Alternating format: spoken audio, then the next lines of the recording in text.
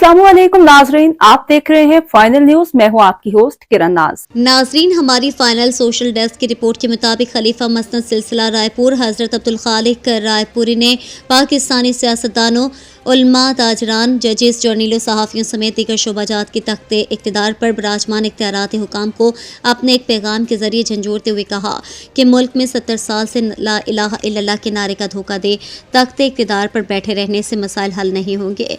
मसाइल मुल्क में ला इलाहा इल्लल्लाह का हकीकी निज़ाम कायम करते हुए हकीकी एहतिसाब का निज़ाम कायम करने से ही हल होंगे। उन्होंने कहा कि ऐसा तबकाती निज़ाम जिसमें मेहनत परस्तों के हुकूक पर डाका डाला जाए और सरमाया परस्तों के मफादात के लिए किरदार अदा किया जाए, तबाही का अंदिया ही साबित हो सकता है। आगे नाजरीन आपको फाइनल न्यूज़ की इस स्क्रीन पर दिखाते और सुनवाते हैं कि उन्होंने किस अंदाज़ खताबत में इक़्तिदारी मसनदों पर बिराजमान इख्तियाराती हुकाम को झंझोड़ते हुए और क्या क्या कहा और सरों पर दस्तक देने वाली किस तबाही की जानिब इशारा किया। झूठी हदीसें घड़ घड़ के यहाँ लोगों को बेवकूफ बनाने का अमल और फिर उस पर वो सारी बशारतें फिट करने का अमल, जैसे बेवकूफों का ये काम है, मफाद परस्तों का ये काम है। तो इस तरह के फजूल और लव काम करना कि जी बस जन्नत हमारे लिए है, ये जन्नत सिर्फ कंट्रोल लाइन से इसी तरफ है। 34 करोड़ मुसलमान जो हिंदुस्तान में रहता है उसके लिए जन्नत नहीं है जी, तुम्हारे से तो ज्यादा है तादाद में।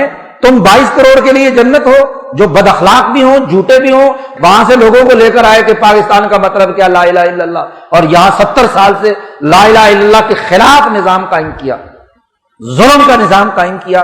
तुम्हारी हैसियत क्या है? जालिम, मुतकब्बिर, दीन की तौहीन और मजाक उड़ाने वाले, वो किसी हिंदुस्तान से लड़ने के काबिल हैं? क्या सलाहियत और इस्तेदाद है तुम्हारी? अल्लाह और उसके रसूल की आयात के खिलाफ तुम्हारी असम्बलियों ने, तुम्हारे मार्शल्लाहों के जमाने में आईनी और कानूनी दफात मौजूद हैं जो कुरान की नुसूस कतिया के सिरे से खिलाफ है। तलाक का कानून कुरान के मुकाबले पर है, विरासत का कानून कुरान के अलर रगम है, सूद की पूरा का पूरा निजाम कुरान की तालीमात से अलर रगम है, फिर दावा है कि हम गजबा करेंगे। ये मुंह और इस तरह के मुकाबले की बातें। वो लोग जिन्होंने ये काम किया था वो मुखलिस थे, मोहसिन थे, उनके सिफत एहसान का तकाजा यह था कि मकरान के साहिल से बलूचिस्तान से दाखिल हुए, गजनी से हिंदुस्तान लाहौर में दाखिल हुए तो बंगाल तक पहुंचे। पूरे बर्रे अजीम पाक व हिंद में ये बंगाल की अक्सरियत हिंदुस्तान क्रॉस किए बगैर ही मुसलमानों की हो गई। ये मालदीव वगैरह के अंदर मुसलमानों की अक्सरियत वैसे ही होगी। ये 30-40 करोड़ मुसलमान हिंदुस्तान के अंदर इन तमाम मुखलिसीन की तालीमात के बगैर हो गया। गजब खुदा का कि लानत जहां पड़नी चाहिए वो गजबे के ठेकेदार बन रहे हैं। भाई दुनिया की कोई जंग लड़नी है तो अपने मफादात की जंग लड़ो, अपने मफादात के लिए कोई किरदार अदा करना है तो उसके लिए किसी को भीड़ चढ़ाओ। पहले मजहब के नाम पर अफगानिस्तान लड़ाया, वहां कौन से गजबे का हुक्म दिया गया था? यहां जितने भी हुक्मरान तबके हैं, जितने मौलवी, जितने पीर, जितने लीडर, जितने जर्नैल, जितने जजेस, जितने सियासतदान हैं, जरा 40 साल पहले उनकी हालत देखो और आज देखो। वो जरा अपनी मनी ट्रेल तो साबित करें कि उनके पास ये दौलत कहां से आई, कौन सी जद्दी पुश्ती विरासत उनके पास थी, कौन सा उनके पास मेहनत मजदूरी थी जिसके नतीजे में ये अरबों डॉलरों में खेल रहे हैं। एहतिसाब के नाम पर तमाशा लगा रखा है। एहतिसाब इसे कहते हैं। एहतिसाब तो बेलाग होता है।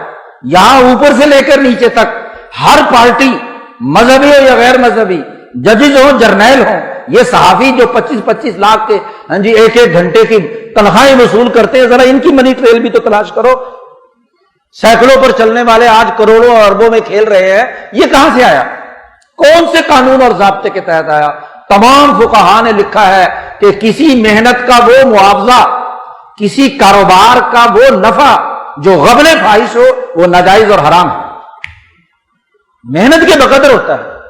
वही सहाफी बेचारा जो सारी जगह से रिपोर्टें इकट्ठी करके लेके आता है, उसको 20,000 तनख्वाह और एंकर पर्सन 25 लाख रुपए वसूल कर लेता है। किस चीज की, किस कानून के तहत? दुनिया का कौन सा कानून और ज़ाब्ता है कि ये तबकाती, हाँ जी, मेहनत का निजाम बनाया जाए, मेहनत कश के हुकूक पर डाका डाला जाए और सरमाया परस्तों के मफादात के लिए किरदार अदा किया जाए? اور ہاں ناظرین، اب یہ تمام دیکھنے کے بعد آپ سے گزارش ہے کہ ہمارے کمنٹ باکس میں اپنا قیمتی کمنٹ ضرور تحریر کیجیے گا۔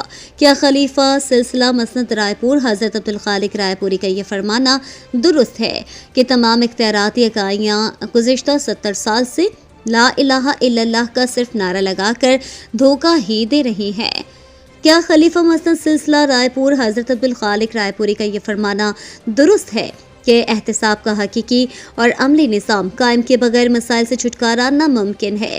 کیا خلیفہ مسند سلسلہ رائے پور حضرت عبدالخالق رائے پوری کا یہ فرمانا درست ہے کہ اگر خاص و عام کے قائم طبقاتی نظام کا خاتمہ کر کے مساواتی نظام قائم نہ کیا گیا تو تباہی کے نظر آنے والی خونی وار کو کوئی نہ روک سکے گا؟ یقین کیجیے، آپ کی رائے ہمارے اور ہمارے ناظرین اور پاکستان و ہندوستان سمیت دنیا میں بسنے اور پاکستان سے پیار کرنے والے کروڑوں مسلمانوں کے لیے انتہائی قیمتی اور اہمیت کے حامل ہے۔ تو آپ ان کروڑوں مسلمانوں کے رہنمائی کے لیے اپنی قیمتی رائے کا کمنٹ کی صورت میں کھل کر اظہار کرتے ہوئے اپنا فرض ادا کیجیے اور اس عظیم صدقہ جاریہ میں شامل ہوں۔